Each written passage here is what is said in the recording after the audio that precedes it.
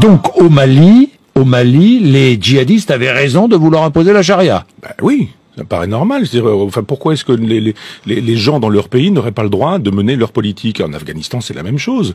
Pourquoi est-ce qu'on a des problèmes de terrorisme aujourd'hui? Les musulmans sont pas des imbéciles non plus. C'est-à-dire, on leur mène une guerre chez eux. En Afghanistan, par exemple, ou au Mali, on leur rend la vie impossible, on s'en va les massacrer, on les tue par dizaines ou par centaines, et en même temps, on voudrait que ces gens-là soient gentils, etc. Ils sont pas gentils, mais ils ont raison.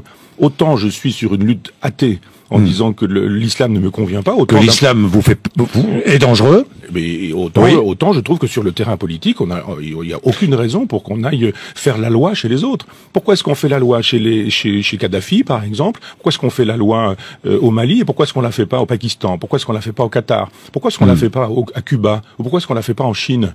Si vraiment les droits de l'homme nous intéressent, pourquoi est-ce qu'on est spécifiquement au Mali et pas dans des endroits où les droits de l'homme sont bafoués partout?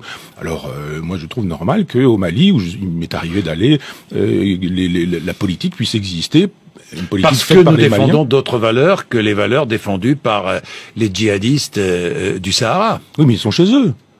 Et on va pas faire la loi chez les musulmans, enfin dans les pays musulmans, que les musulmans fassent leur loi.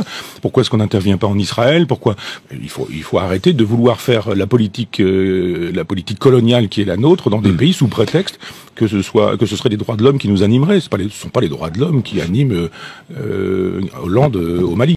My prophet, my most precious.